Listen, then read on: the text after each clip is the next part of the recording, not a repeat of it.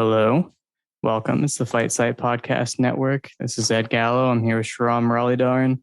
We're going to talk about the sport of mixed martial arts. I'm excited about that, I think. No, not really. Not for this week. I missed last week, so I'm excited to be talking about anything, really, because I like the attention. So Yeah. that's how I'm feeling right now. Yeah, I also missed last week, as in the entire podcast missed a week, because as we know, I'm the glue holding this entire franchise together, and when I'm gone, it just doesn't work. But yeah, classes started, and I would have had to stay up very, very late and get up at 9 a.m., which is not worth it for Cannonier versus Gastelum recap. But yeah, we're here now to talk about that and so much more.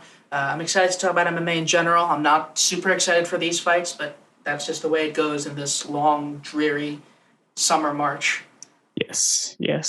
We're both graduate students, so you should all be very impressed. We're smart about a lot of things. That's why you should trust us. Anyway, fighting. It's just confusing because maybe I'm just jaded because it's been, the amount of time it takes to become jaded, 11 years, something like that.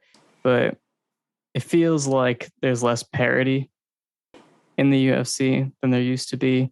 Like the fighters at the top are fighting each other and they're the best. And that's pretty consistent. But below that, like the matchmaking feels really weird and there aren't a lot of contenders I get excited about. It just feels like relative to the worldwide quality, the average quality in the UFC has gone down of fighters. I feel like there are more fighters who are further from being the best in the world in the UFC than there used to be. And I think that's probably because the world has gotten better, but I feel like they changed their strategy a bit. Yeah, I think the UFC has gotten a lot lazier with talent scouting. We're looking at that, I think we're recording this a couple minutes after Contender Series ended. And you could tell right after there was a big flying knee knockout, that guy would be going to the UFC. Yeah. And that's cool and all. I support people having jobs, I guess. I don't want to start out with fire this guy immediately. You hired him wrongfully. You can't sue people for wrongful hiring, and that's for a reason.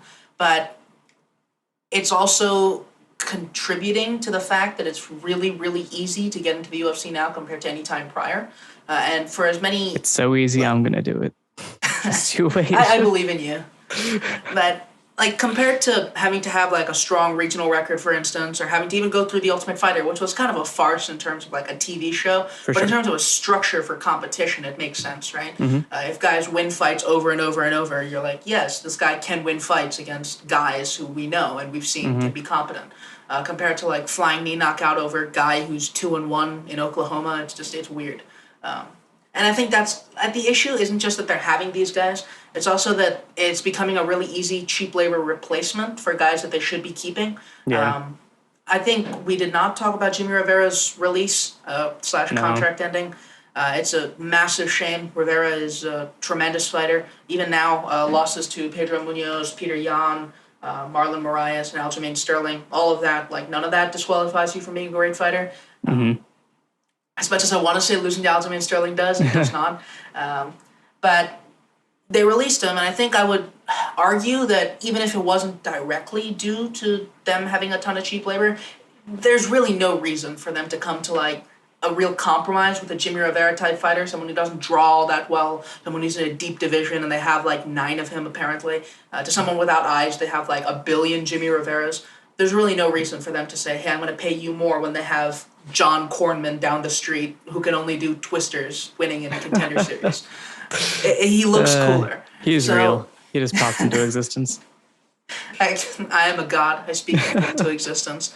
But that's the thing, is that I think that's probably what's to blame, is that when you're letting go of all this strong talent and you're bringing in people, it's also, it kind of goes towards why, people say bad cards tend to be the best. And it's that when there's no parity, it's really easy to look good. You're going to get either flashy knockouts or complete dominations, or sometimes when things match up really well, you're going to get a sloppy, gross war between people who both of them shouldn't be there, so it evens out and looks like both of them should be there.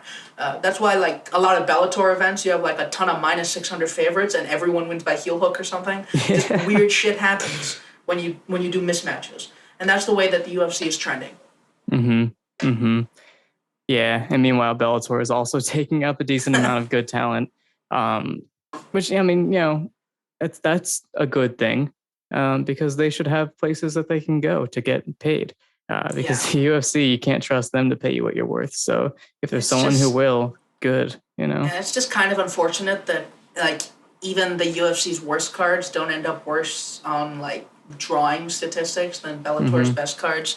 I think Strickland versus Hall, which was just a Right. dire card, it beat out the Patricio Pitbull versus AJ McKee card. It was just unjustifiable, but it happened. So They know. They have years of data to support that the cars don't need to be good, very often. They just need a few that hold up the brand, and then they can do whatever they want in between, and people will still check it out, and it'll be a baseline good enough to keep things moving. Yeah, they're definitely trending towards a more top heavy structure.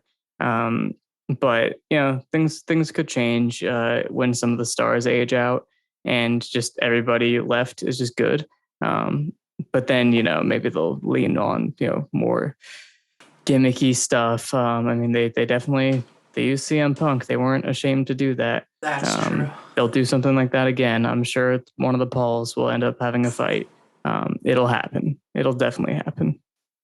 Yeah, that They actually wouldn't pass seems that up. They're a talent management agency.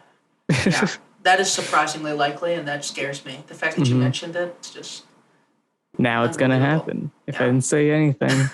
All right, but yeah, I mean this conversation is just kind of to preface that there weren't many fights that happened in the past 2 weeks that I cared about a lot. There were some good, entertaining fights, a decent amount of entertaining fights, but an entertaining fight is an entertaining fight, but an entertaining fight between meaningful fighters at a high level is so much bigger of a deal.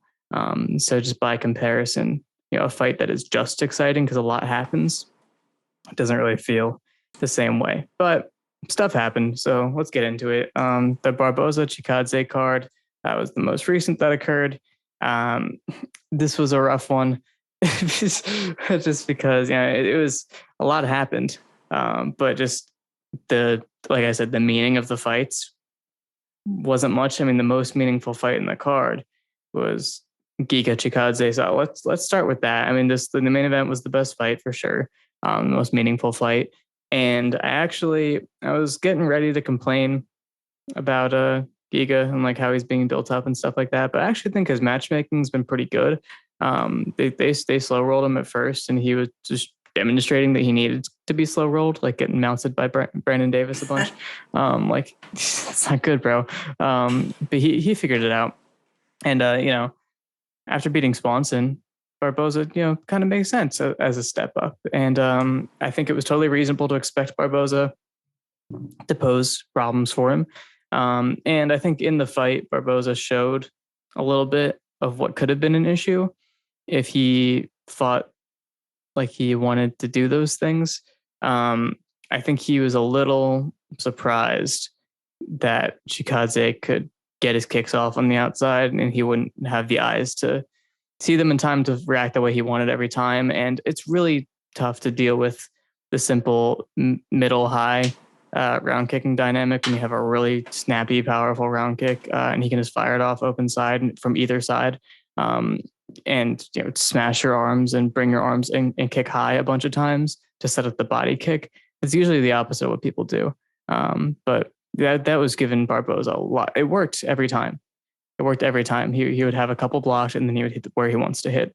Because it's just like if you're going to stand there at that range and not make him go backwards, he's going to be able to get those kicks off because he's super good at it. So that messed him up. And then the boxing dynamic was really weird because Giga really only had like an intercepting straight on the back foot, which ended up working pretty well. But most of the time that Barboza really committed to attacking in combination and hitting the body.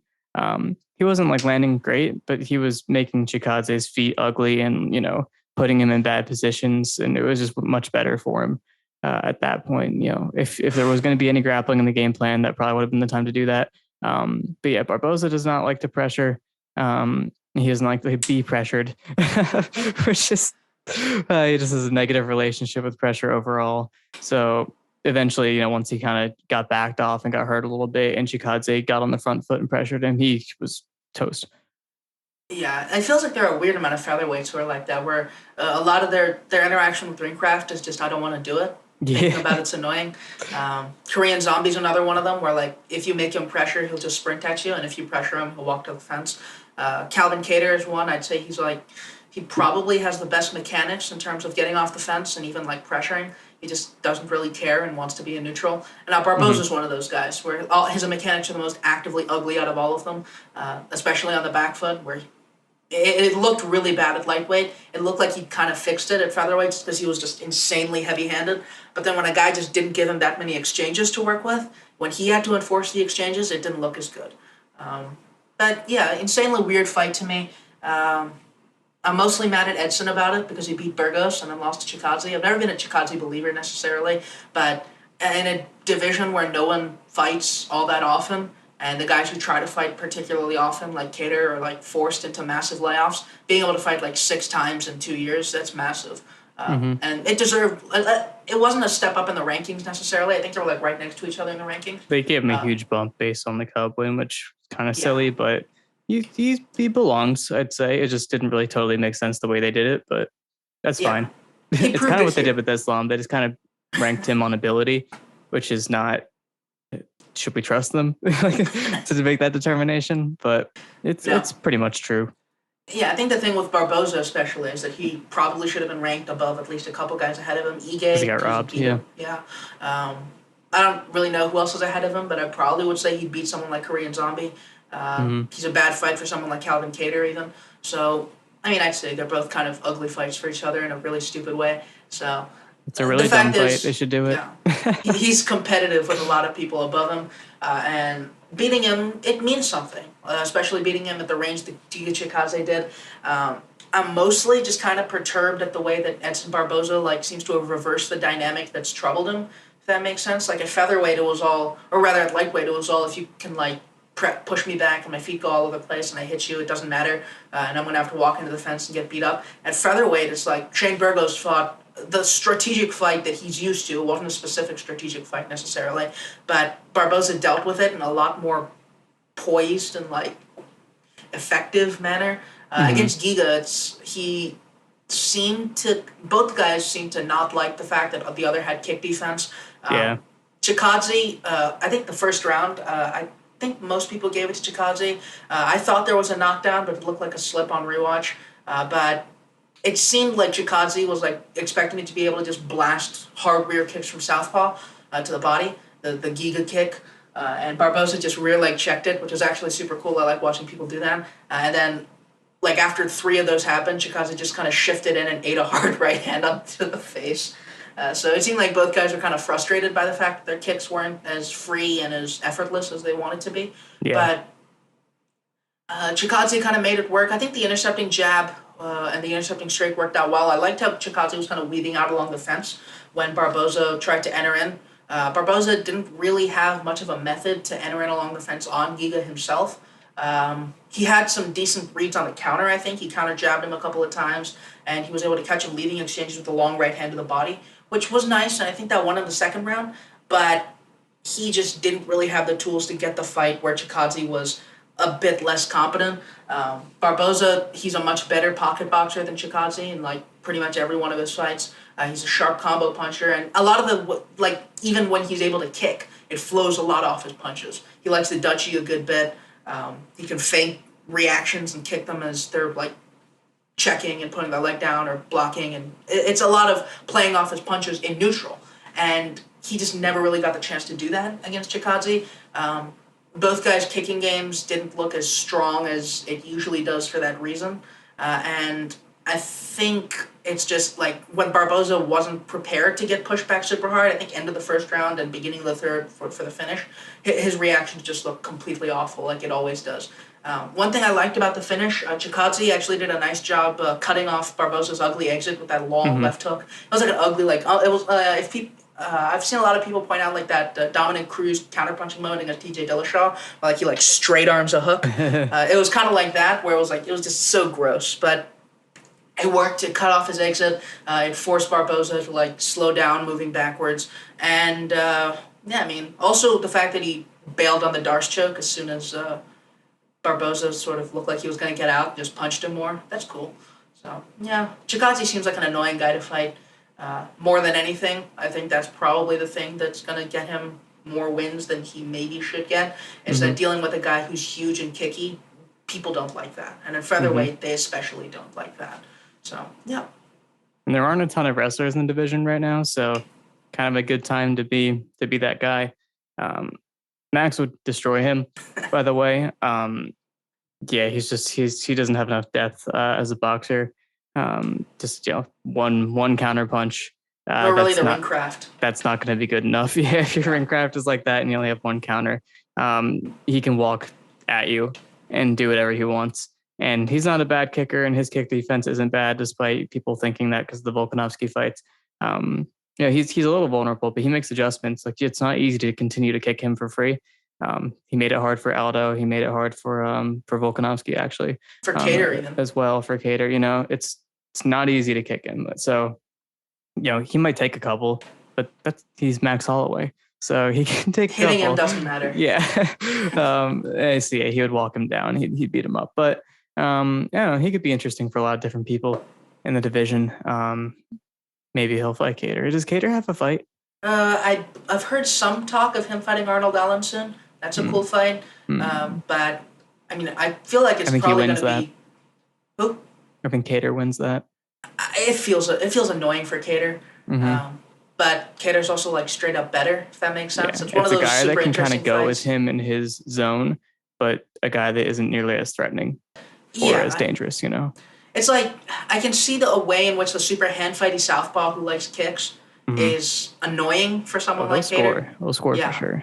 But it's just ultimately Kattar is like going to punch him in the face very hard. Yeah. Yeah, I think Chikadze, it probably ends up either being Kattar if that fight doesn't come together, or maybe Korean Zombie. That's also possible.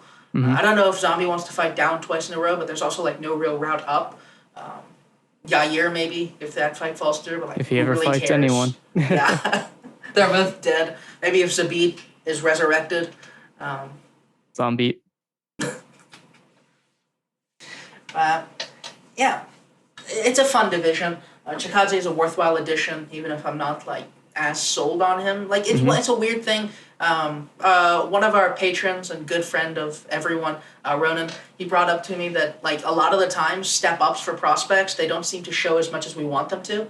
And this is one of those fights where Barboza definitely a lot better than anyone Chikadze had faced before this. The closest comparison is Cub Swanson, and Swanson, God bless him, he's old.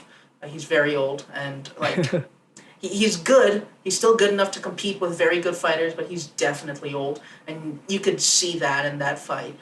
So Barboza looked in, I wouldn't say career best form, but at least like very, very, very dangerous form against Burgos. And yet it still feels like we came out of this fight not learning a ton, if that makes sense. So yeah, maybe the next one is the one, but it's also kind of a thing where like in MMA, or even in the good divisions, you have to get up to like number 5 until people can do more than 2 things. Yeah. So who knows? Cool. Out of respect, I choose not to discuss the fights that were attached to the Ultimate Fighter. Let's wait until they fight someone a little more relevant to the UFC pool, just so we can, draw any sort of conclusions from that. So we're not going to talk about any of those. So down to Kevin Lee and D-Rod. You did commentary for this on Patreon. I heard it was great, and that you're on the verge of being D-Rod pilled. I'm not completely sure I'd say that. Mostly because he's a welterweight. I don't believe in welterweights anymore. I think they're all just waiting to disappoint me. It's like, it's kind of like that corollary to Murphy's Law, where like anything that can go wrong will go wrong, but anything that goes right is just to set up something worse to go wrong later. That's you in a nutshell. That's welterweight in a nutshell. It's, when one guy looks good, he's just going to look like complete trash later. But D-Rod, he looks fun. I like watching him. He's entertaining. I actually kind of liked how he dealt with Lee's game on the feet. Lee won the striking in the first round, I believe, mostly just because he was like big and countered the kicks actively. And then D-Rod started punching off the kicks, started putting combinations together off them. I believe at the end of the second, well, like from the beginning of the second, he was like inside round kicking, drawing out that long counter, and just combo punching really hard and forcing Lee into exchanges that he couldn't afford. One thing about Lee, though, he is still crazy, crazy strong at welterweight. I don't understand it. I don't remember which round it was, but there was a point where he was in no position to tip D-Rod over, and he just did. It was the first round. Yeah, he shot a double and was like double underhooks, shot through them to the single, and then like hit the club finish, the clothesline finish on the single. Oh, yeah, I remember but he that. was like totally dead to rights on his entry. Should not have been able to get to a leg, and just stayed there and just stood up with it and switched to the single. I'm like, what the hell? But that's the same reason why he couldn't do it later, because he had to muscle it. You know what I mean? Like, Yeah. he's still. It's funny. I wrote the first ever Wrestling for MMA article about Kevin Lee. And in that article, he demonstrated that he understood how to set up takedowns in MMA. He doesn't know how anymore. And it's really confusing. Like he's done it. I've seen him do it, and he doesn't set them up anymore. And I think the way he's learning striking is just not conducive to the way he wrestles. And the whole time we've been saying, Kevin Lee, become a pressure fighter, train at King's MMA, train it anywhere that has pressure fighters on the feet. And that's not TriStar. That's not what TriStar is. Like, you'll become a better grappler, technically, and I think he's become a better striker in terms of skill, but he hasn't become a better striker in terms of function that matters. And you can't just like be slightly better and exist on the feet and then randomly shoot sometimes. That doesn't work. You know what I mean? Like he got exposed for not having a process, which has happened many times, but that's why D-Rod beat him. It's because he had a game and he just had to stop him from doing one thing basically. And it was a whole different fight. But yeah, Lee, like, it was probably more energy efficient for him to grapple than to strike, because that's when D-Rod was kind of making him panic and, making him throw empty volume and kind of try to scare him off and get uncomfortable. You see his stance start to fall apart. He's still uncomfortable on his feet under fire. Understandable, but maybe not as much when you're a UFC veteran who's fought for an interim title. Anyway, I think grappling was definitely better for him, and he was doing pretty well in the first round. I really like when Daniel Rodriguez sat into him and was trying to get his hips back. He pulled up the leg and shelved it on his hip, and stacked him to guard to keep him on his back, and that was nice. He had a couple nice transitions to, I think, the dummy mount. He did some good stuff. So it wasn't like guarantee he was going to hold him down the entirety of the round every time, but I think he would have been able to slow the fight down and get some breaks almost from having to strike. So in that first round, he proved he can chain to finishes even if he has a bad shot. So why not do that?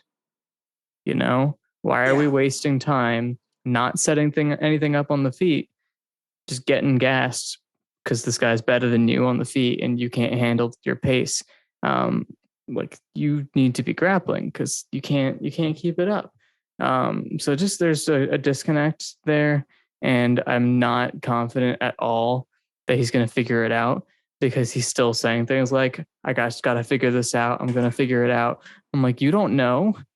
Yeah, you don't know what's wrong, dude. He's like, all the haters can burn in hell, and I'm like, okay, everyone feels sorry for Kevin Lee at this point. Like, I don't know if supported you a long time, brother. It's it's different. I don't think there's any reason for anyone to hate Kevin Lee. He's not bad enough to hate. He's like perfectly competent. And he's a good person, things. I think. Yeah, and it's just you feel like he should be doing more with the things that he has. He's just a freak athlete. He's crazy strong. We saw in the Barboza fight, he can really, really push through adversity. There were some points in that, one point in that fight rather, which like most guys would have just given up pressuring entirely. And he just went at Barboza. Mm-hmm. It's just, I think there are a couple issues with TriStar for Kevin Lee specifically. The first one is that he has to be on the back foot. Being uncomfortable under fire, that's a lot worse on the back foot than the front foot because you're not dictating the exchanges anymore. And if you're a cage wrestler who is completely willing and very capable of just stronking people on the fence, why would you go back to the fence yourself? It's like you basically need to shoot around them to get there. Unless you're like a Leon Edwards who has like super slick clinch entries and can flip guys over and then shoot on the fence, which isn't really a thing that Kevin Lee has ever done ever. He doesn't have the defense to do that. It's not an option. And I think the other one is the jab. A lot of people, I think they look at Lee as like, long-armed wrestler, top controller guy. Obviously he's going to be like GSP, but the jab takes a ton of layering to be remotely viable. If you don't have a good jab and you just have a jab, you're kind of fucked. There's no reason to throw it. There was a point in the D-Rod fight even. He switched to orthodox or south. I don't know what stance D-Rod is. I think he's a southpaw. But Lee went southpaw. He jabbed 3 times. D-Rod countered it 3 different times. Like cross-countered it, and he hit him with a lead hook. Yeah, he was cross-countering him all day. Yeah, and he hit him with another cross-counter, and Lee's just like, okay, fuck this, and went back to orthodox. Lee doesn't have the understanding of defense, proactive defense nor reactive defense, to be able to jab for free and prevent guys from returning. And he doesn't really have the offensive depth to really be like feinting guys' reactions out, even with like a massive range advantage. It's just not something that he's been able to do. Ally Quinta is not the most prolific jab counterer out there, and Ally Quinta made his jab look shit. So there's a reason that Kevin Lee has relied heavily on the rear kick and the rear hand. In the open stance, it extends the distance, and it means that guys can't just walk through it. Guys don't have as many committed counters to it. It's tougher, and he has a much better understanding of playing those tools off each other. Francisco Trinaldo's not an easy guy to outstrike in open stance, and Kevin Lee didn't outstrike him on the whole, but he did hit him with a head kick that got him with that cartwheel Uchimata thing. So that's cool. But at TriStar, where they're trying to make everyone into jabby back foot reactive shooter, that's not something that's going to do well for him. So, yeah, I agree with everything that you said. I don't really think Kevin Lee's a case of wasted potential at this point. I think we've seen the ceiling of what he can do with the one coach that he had. I think Dewey Cooper, was it? And Robert Follis, and he passed away. Oh, yeah, that actually makes it a lot more tragic. Mm-hmm. Yeah. It is sad. Yeah, that's actually super sad, because I think it was right after Follis that Barboza happened, right? Mm-hmm. Mm-hmm. Yeah. As I said, there's a lot to feel bad for Kevin Lee about. But, yeah, I think the current coaching is not going to go well, and without the right resource, even if you went to someone like King's MMA, I don't really know if he has the durability or the cardio to make that game work for particularly long. It's tough. We've seen one nice 5-round showcase from him, and I feel like that's all we're going to get. Mm-hmm. So the rest of this card was pretty unimportant. Gerald Meerschaert. But Gerald Meerschaert. Tell me about Gerald Meerschaert and his fight with Mahmoud Muradov. Okay, right after the Muradov fight, I just pasted the last couple seconds of that fight, up to the takedown, onto the Eric Anders defense compilation and put it to Can't Be Touched, because that guy is hilarious. Gerald Meerschaert is the GOAT. So against Muradov, I don't really know what Muradov's game is. All I really know about him is that he was in some adult-oriented content in the past, and he has a trading card that has all his stats on it. Yeah, I looked it up for some reason. I've seen the pictures. But yeah, I know that about him, and I know he was on a win streak at middleweight. He was a minus 500 going in. And I think Gerald Meerschaert did a really nice job steering the fight until where he wants it to be. Muradov, he seemed to be more of a counterpuncher in this fight, but Meerschaert came out really forcing that role upon him. Lots of rear side kicking, lots of jabbing to draw out the counter, and lots of just eating the counter and just learning from how he ate the counter, if that makes sense. Near the end of the fight, he built on pretty much every read he had. He started jabbing out the counter, getting behind his shoulders and countering back. He drew out the big right-hand counter that staggered him at the beginning of round 2 and shot right underneath it, like a throwaway straight into a shot as Muradov came back, which was really cool. It's something genuinely smart fighters do. And I think the end, the clinch entry, weaved underneath a lead hook into the clinch, which, It was incredibly slow, like everything you did against Eric Anders, but it worked. It's middleweight, like trying to have defense is impressive. So, yeah, I support Gerald Meerschaert. I do not support that he shaved off the beard. The beard helped his look a lot. He looks uncomfortable now. I don't really like looking at him that much anymore. Oh, I'm sorry. I support him. Fisher grows back, but Will is forever. Yeah, he's a good guy. I support him as well. Yeah, the rest of the card happened. I'm not going to talk about it. So next event to discuss is one from before this, Cannonier versus Gastelum. And I just have a few remarks about some fights. But I did do commentary for this one. I did the commentary for Royval Pantoja and Cannonier Gastelum. And then the video didn't work for Cannonier Gastelum. Same thing that happened to me on the Bellator card, where like where the screen would have been recording was black, but I was still there. It blocked it somehow, but for some reason the Royval Pantoja stream worked. So whatever. But just some remarks before we talk about the main event.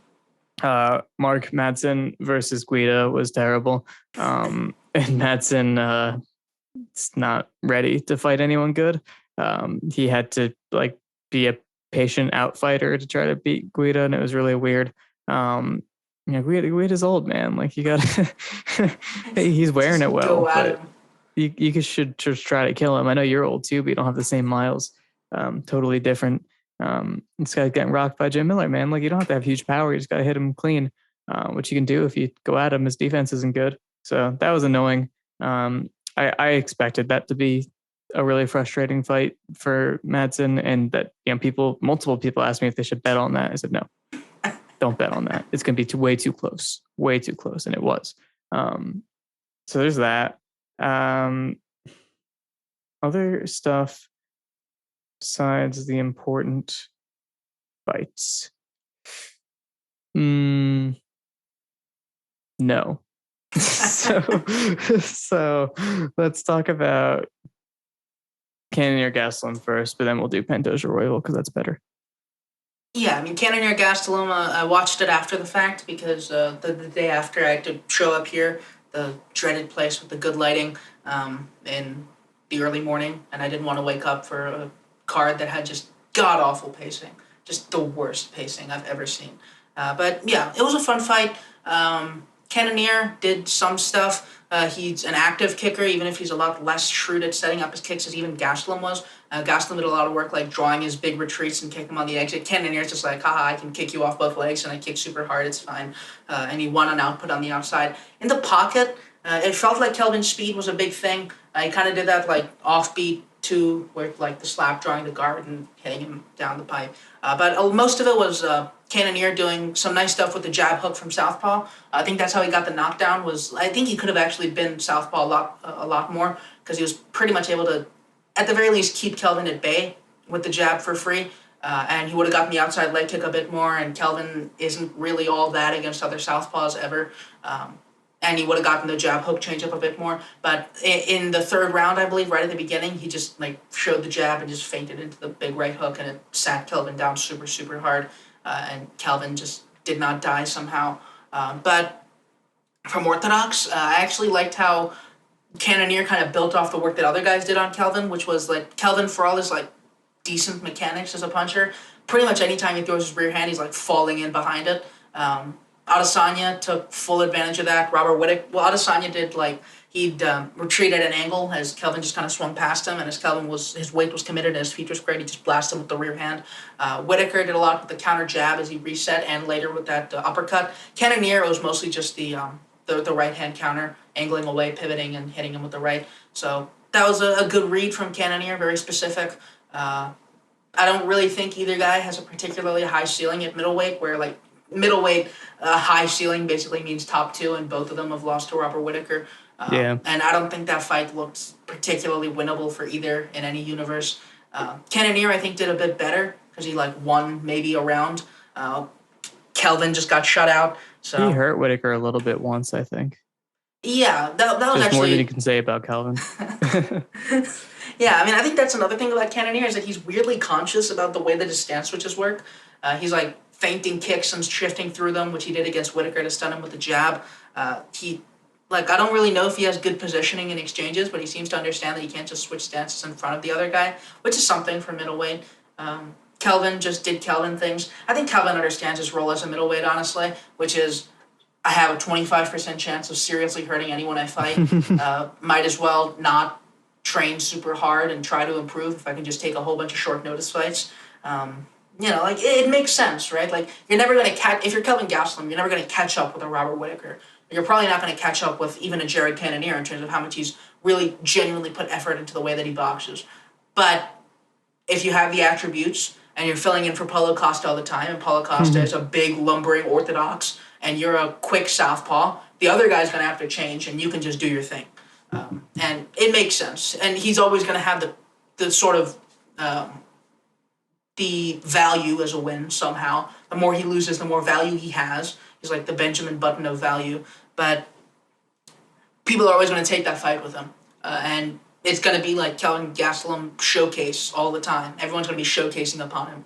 And I think that's cool because I don't really like Kelvin Gastelum, but he deserves better. It's just I don't think he really thinks he can get there. It's a fine career move. It's not good for his health. It's like it's the equivalent of tying him to a pole and beating him with sticks. Exactly the same. So that's that fight. Pantoja Royval was scary for me because I really wanted Pantoja to win because I like him. And he has 2 wins over Brandon Moreno, so it'd be kind of weird if he never got a title shot. Also, I'm going to pretend that I really think he won the Ascara fight, even though I don't really have a strong feeling about that. But now I do, that he should have won that fight. So really, he's on a great win streak. Only lost to Figueiredo and undefeated otherwise. No one has ever beat him. And I'm not going to check. So I like him. I like him plenty. He had a nice little performance against Mental Cap, who was dumb in that fight, but Pantoja had a good thing going. He's doing really well with his straight kicking and his southpaw attacks, his open stance attacks, and just had a nice little dynamic going. And he just led well. He led well, and Cap never got what he wanted, which was for Pantoja to run in at him. He really never had to do that too much, and Cap didn't want to lead because Pantoja's got good reactive takedowns. So Pantoja gets on top of Royval many times, but Royval does very well to keep getting to turtle and fight risks and just keep circling and just keep moving and don't stop. And Pantoja is a good control artist, but it's tough to deal with that sometimes. And Royval was able to do that long enough to be annoying and make Pantoja do something else and get up, which was great because on the feet, he was putting on a lot of pressure. It wasn't the smartest pressure. It was more like just aggressive volume, but he was putting it on. And he was doing a try to work to the body, and Pantoja was swinging crazy, and Pantoja was gassing, and Pantoja was taking bad shots, and it was like, okay, this is working. This is working very well. And just a couple of times, Royval overcommitted to his rear hand, and Pantoja, I believe, hit like a cool slip clinch entry to the back, and that time it was over. So I think Royval might have gassed himself out a little bit with that approach because he wasn't as quick to respond. But I also think he just got put in a more dominant position and didn't really have the room to be as scrambly as he was earlier. But Pantoja is kind of lucky. He knew what he was doing in terms of kind of letting Royval try to drown him and just waiting for the time to fully commit to something. But he was in a bad way. That wasn't going to go well. So much respect to him for pulling that out. And also Royval's probably kicking himself because he could have won that. I don't know. But is that a fight that makes you think he's got anything from Moreno? It's tough. I was also very nervous for this fight, but for the opposite reason. I like Royval a lot. Oh, okay. I think he's fun. And this never looked like a super winnable fight for him, honestly. And after the fight, it kind of looked super winnable, as you mentioned. It's just that, he was able to make the control early. I think it's weird to say. There are a lot of times, a lot of iterations of this fight where Pantoja just instantly locks down the back the way he did in the second round and the first round. And we're like, hey, Royval just never had any shot. And there are at least as many iterations of that as there are of Royval taking over after the second. So I think it's we saw the breadth of outcomes in this fight. And I think it's weird because I think Royval had a good idea of the offense that he wanted. He hand fought. He threw the straight to the body a lot. Lots of rear kicking as always. It's just the way that he fights. He's getting clapped in the pocket every single time he does anything. Pantoja, not like a super clever counterpuncher, I'd say, but one who has good triggers on it. He has a good feel for it. Lots of right hands as guys enter or as they overcommit on whatever they're doing. Royval just ate it. He ate it every single time in the first round. It was very scary. It looked like he had like his eye hurt at some point. He just did not bother to defend anything. And I think that's like, if you're that sort of fighter, I think Royval understood the dynamic of the fight super well. It just didn't end up the way that he needed to. Like at the end, he played it a bit too fast and loose, and sometimes, like when you're constantly baiting back takes from a guy, he's going to back take you if he's Alexandre Pantoja. It just happens. So, sucks for Royval, lost 2 in a row. Honestly, I mostly wanted him to win this because I don't really know if Pantoja has it in him to beat Moreno anymore. Yeah. The specific ways in which he's declined athletically, where his tank looks a bit more ragged, that's bad with Brandon Moreno, who is unkillable. Over 5 rounds is really tough. Pantoja did kind of bully Moreno on the ground in both of their fights, I believe, but he didn't finish him, and you probably need to finish him. Honestly, I'm just kind of frustrated at flyweight in general. Like there are a lot of rematches going on, which is fine because like all the guys who should be fighting each other have fought each other, but the rematches don't seem all that cool. Royval Moreno 2 was probably kind of the coolest one out there. Like Fig Moreno 3, I don't really care. Pantoja Moreno 3, that could be cool if Pantoja's still there, but I don't really suspect he is. Askarov Moreno 2, like Moreno won that pretty clearly the first time, so I don't really care. But, maybe Pantoja can do something. I think Pantoja probably beats him up the way he did the first time for a bit. It's just tough to trust him to sustain it for too long. Yeah. It feels like they're bringing a lot of guys in for Moreno, like rematches of guys that he lost to like avenge, like when they're way after their prime, and it's annoying to me. They're going to buy Sergio Pettis back from Bellator when he's like 90. I need Sergio. I'm talking about bantamweights now too. I need Sergio. I need Jimmy. I need Kojo Horiguchi. Jimmy Rivera, obviously. We're on the first name basis. Jim Manuel, I thought. I need Bibulatov. He's getting in there too. Throw them all together. Make me a tournament. I just want to see them all fight. With these weight classes, I really just want to see everyone fight each other. They're all so good. Yeah. I love it. But yeah, that was definitely a weird one, but I'm happy with the outcome. And Royval will either figure things out or he won't. And that's kind of how it is with every fighter. But enjoy it while it lasts, just in case. So otherwise, there was also a PFL playoff event. I didn't watch the fights intensely enough to give a lot about it, but it was the featherweight playoffs, which are the most important ones. And I don't know if this was a playoff fight, but Shaman Moraes won. He knocked out Lazar Stojadinovic with the same counter that he had hurting Julio Arce with, which I believe was cross counter. So hurt him with that, finished him. I think he was losing before that. That is how he do. Shoeface is winning. That's good. And for the featherweight playoffs, like the main fights, Movli Khaibulaev got the decision over Brennan Loughnane, but I heard that was wrong. But Movli is like very functional, can do a lot, knows his transitional work pretty well, is a good athlete, but Loughnane, definitely deeper as a striker. And I like his approach. I like how he fights. I think he probably did get robbed. Just judging by Khaibulaev probably had a little edge in positions, or maybe like looking like he was doing more with his power or whatever. It might have been grappling related. I haven't seen it. I'm just projecting. But based on that, Loughnane probably didn't get enough credit for actually landing stuff. But we'll see them both again. They'll probably fight each other again next season. But yeah, I'll watch that one for sure because I think Loughnane's impressed me a decent amount. And then the other fight was Chris Wade versus Bubba Jenkins. Bubba Jenkins been looking a lot better lately. Kind of turned into a combination counterpuncher, which is pretty cool. Has really learned to get off with his hands. And was doing some cool transitional work. I mean, he's always a good wrestler, but just being able to go between phases can be very helpful, especially when you're someone who gasses or fades. which is what happened here. Chris Wade is phenomenally conditioned. That's a word, yeah. Yep. And he uses it. He fights like a crazy person. He just jumps at them and just tries to get in their face and just do tons of stuff. Just do stuff. Doesn't matter. It's very enthusiastic. A lot of it. I respect that approach. You know what works for you, and you're forcing it. He was forcing grappling exchanges, and he hit some really cool transitions, cool sweeps. Bubba couldn't hold him down.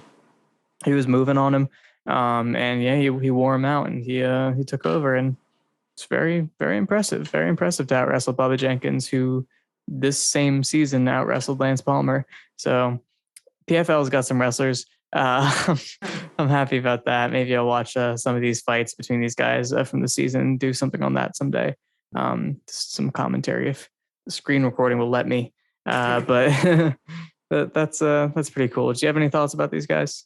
I didn't watch too many of them. I watched Shaman, obviously, because why not? Shaman's super cool. I don't think he cross-countered Arce much, but he did counter him with a hard rear hand as Arce entered, which... rear hand counters are cross counters. Yeah, I agree. Because you're using a cross. Yeah, that was actually kind of a weird one, because I had like a... with Lazar Stoyadinovic, I'm not going to try that. I know people mispronounce my last name, and I know how bad it feels, so I'm sorry, Lazar. But... yeah, it was with Lazar. It was like the last exchange was actually kind of funny because it looked like Lazar was doing that kind of, when both guys slip through your hands and they have like that kind of interlocking thing. Calvin Kattar and Shane Burgos had that a bunch where both guys swing the right hand and they kind of get into like a lace. And Kattar broke the left hook to the body as they were stuck in that position. But there, it was like Shane Moraes kind of hit him on the side of the head as Lazar swung. He didn't like slip deep enough or like actually slip. And it looked like the left hook knocked him out, but it was just the right hand. So that was cool. Marthin Hamlet and Cesar Fajeda was weird. I remember that. It's so weird to name a guy Marthin and then he turns out to be a light heavyweight. Like, he's not Marthin at all. But, yeah, leg injury, 13 seconds. Not much to say. I watched parts of Move Lead and Lofton. I didn't really have a strong opinion on the decision because I didn't watch enough of it, but Move Lead seems fun. Not much. I'm looking at the card now, and apparently Bobby Moffett fought Jason Knight, which is news to me. Mm-hmm. But Jason Knight has been pretty bad for a really long time now, so yeah. So this weekend, we have the Brunson versus Till card, and there are actually a few fights I'd like to talk about, but make no mistake, it's a bad card. But you're probably not... you don't want to hear that anymore. I've been saying that several weeks in a row, but it is true. So the first fight of the night actually is kind of a layup, but it's a good layup. Jonathan Martinez is back after his unfortunate knockout loss to Davey Grant. But he's cool, man. And he's fighting Marcelo Rojo, who Jordan just beat. So we know that he can be broken down with open side kicks. So I think he will break him down with open side kicks. It's kind of cruel matchmaking, but I'm not sure if whoever made that fight directly realizes that, or maybe like Martinez asked for it. I don't know, but it's weird coincidence if somebody didn't realize that was a really good matchup for him. But I digress. So the next cool fight in the card is Charles Jourdain versus Julian Erosa. That feels like a bit of a layup too, right? Yeah, I don't really have as many opinions on Erosa. Rather, he has derailed at least one prospect, the guy with the huge head, who the tall guy, the skinny guy. Yeah, I don't remember his name. Woodson. That's it. But yeah, Jourdain seems a lot more functional. Erosa just got knocked out like a couple weeks ago. I feel like, right? That was it wasn't a couple weeks ago, but it wasn't that long ago. You're right. June 19th, so about 8 or 9 weeks ago. Oh. Yeah. Oh, no. So it kind of was a couple weeks ago. That's too soon. Way too soon. He got knocked out in like a minute. So that's too soon. That's concerning. Jourdain can Jourdain has never like really been, in the UFC at least, the kind of guy to kill a guy with one punch. I'm really mad about that. What the hell? He's not seemed like a soft hitter by any means. Most of what he does is it's very process driven. He like kicks guys' arms a lot, and then he builds off the jab and he does that sort of thing. But, it's very weird because Jourdain, I think the biggest issue he has is just ring craft. He doesn't get pressuring all that quickly.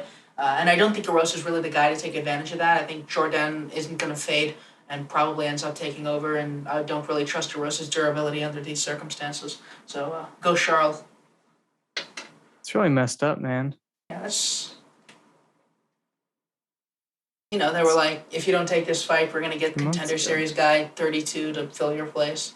That's how soon Edgar came back against Swanson, right after the Ortega fight. I think it might have been a bit sooner for Edgar, but I'm not sure. Sooner?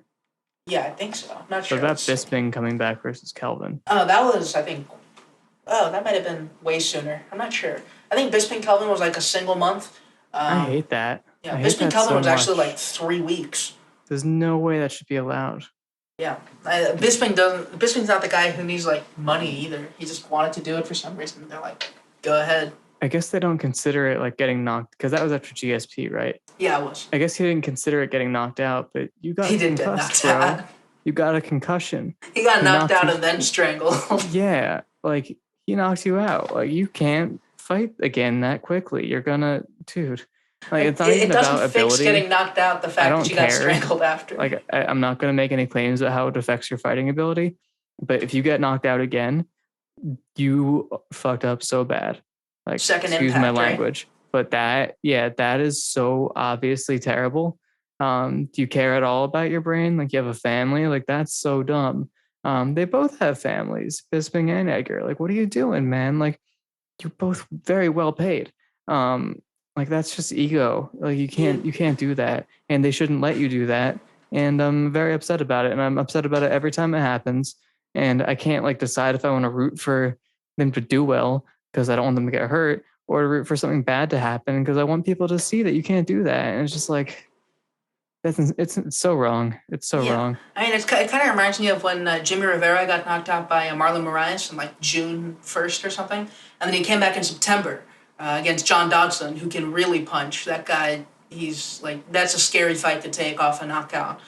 And I mean, yeah, Jimmy won, but it's not like anyone really remembers that he took that fight right after a knockout. It doesn't make it any more impressive for anybody. Just even if you don't get knocked out, just any more damage you take to the head is doing some serious stuff. You know, it's not like they rewarded you for that much either. You got released after like 5 more fights. That's how they thanked you, bro. That's how they thanked you. So don't do that shit for the UFC. If you're a fighter listening to this, doesn't do anything for you. Don't do anything for them. They will not return the favor unless you're Sam Alvey. Like you got to be really licking the boot to get that kind of treatment. You got to be eating the boot. You need to advocate against labor movements, and you got to take low pay, and you got to completely demean yourself. And it's just like it's not worth it. The state of this is just disgusting, man. And I know it's not better in other combat sports either. I know they're all like this. Yeah. But that's so that's bad. A shame. I mean, in an objective sense, I'd be rooting for Jourdain like very, very strongly here. At this point, I kind of just hope Erosa gets through it. Okay, but it's a shame. Like this is early September versus mid-June, so it's been not even 3 whole months. That's gross. I said multiple fights that matter, but actually it was just those. So you get to talk about Till-Brunson. Yeah, I don't really have super strong takes on this one. I guess it really depends on whether Brunson can get Till down. I've never really thought super highly of Brunson's takedown entries, and Till seems fairly physical in the clinch. He was able to hold off Tyron Woodley trying to just strong him because he's tall and huge. Even for middleweight, he's super big. Like Robert Whittaker does not look like a small middleweight despite being a former welterweight, and Till looked noticeably taller and enforced a longer range. Mm-hmm. So like taking him down seems like a really tough thing. And he threatens uppercuts, and I think Brunson's particular style of doing everything exposes him very badly to uppercuts. Yeah, I mean, I just can't get the image out of my head of like Kevin Holland landing pretty clean every time he threw straight. He just walked into it and then was clinched with him. But I mean, no, I mean Darren Till's pretty good at stopping dumb, rear hand wrestlers from getting a hold of him. I mean, he's done that a few times. Calvin most recently, and that was Calvin's worst performance, but it didn't hurt that it was somebody who could kind of deal with that. Like Darren Till is not a counterpuncher, but he can be in a way. He's getting better at it too. He's good enough at it to be dangerous enough to encourage fighters who don't have a ton of depth in the lead to think twice. So which is funny because Robert Whittaker is not a fighter. I think of that as someone that doesn't have depth from the lead, but he messed with him, man. Yeah. And you know what's funny about that fight is Whittaker obviously was bothered by the fact that Till could counter him, but he was still throwing those crazy overhands. It's like, you were worried about. It's like, you don't want to get countered. Like, yeah. Why are you doing that? I think he was just like, he wanted to be confident that Till wouldn't plant and counter more often before trying to go for that stupid shit. But like, I think it's just the length that messed with him, which is fair. I don't understand it. Yeah, it's like, I think trying to cover distance is annoying for Whittaker, just because it's like, you know, if you step in, usually with guys like Jacare or Romero. He has PTSD from Izzy. Yeah, that's also possible. Mm-hmm. But yeah, this is kind of a case where even if Till's not a super great counterpuncher, he doesn't really have to be against Brunson. Even now, the mechanics of everything Brunson does, they're incredibly ugly. He's better at setting them up. He like kicked Shabazian a bunch on the outside, but I don't really know if that's going to work. Yeah, teach him to kick. Like against Till, I'm not really sure if that's going to work with the distance that Till keeps. And Whittaker was a bit more diligent about drawing Till's retreats so that he couldn't plan the counter before kicking him. I don't really know if Brunson has that sort of craft. And yeah, basically everything he does on the lead is like his chin 6 feet ahead of his torso. It's gross. And I think Till has a bunch of tools to deal with that. And I think the other issue, again, going back to the Holland fight, is on the feet. Brunson didn't really seem to care about the ring craft all that much at all. Like, the first thing I remember about that fight was Holland coming out aggressive and Brunson being like, meh, okay, guess he's coming out aggressive, better deal with this later. And Till, Till is not a counterpuncher, but the thing that he does really well is use the threat of his counters to walk you to the fence, and then he starts killing you. Against Whittaker, even, he was able to play the straight off the uppercut. Against the best example is Masvidal and Cerrone, where he was able to duck Masvidal into a big uppercut to the body and start carving up his guard. Cerrone just never stood a chance, obviously, but Till sort of, slipped elbows through the high guard and used the rear hook and the rear uppercut. Like, if he gets you to the fence and you're not super poised defensively, it's tough for you. You can play off your reactions and really, really punish you for that.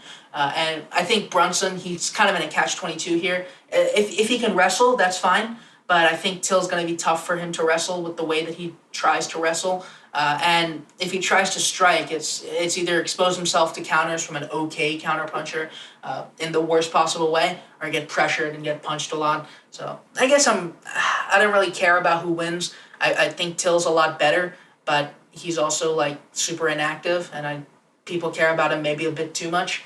I think he's fine, and he probably beats a bunch of guys, but it's like he's not the great British hope. But, if he could be, that's fine. He's got an interesting enough game for a middleweight, which is damning with faint praise. But fine. I'm picking Till. I guess I'm rooting for Till because he's better.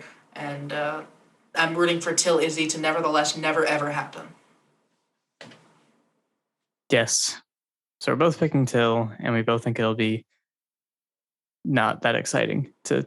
not even like the fight, but just like that Till one probably won't be that exciting. It'll just be like, okay, I feel the same about the division. Yeah, it's like, I feel like people kind of, like, if you look at the Wonderboy fight and the Gastelum fight, both are split decisions. Gastelum shouldn't have been, but Till desperately needs some legitimacy.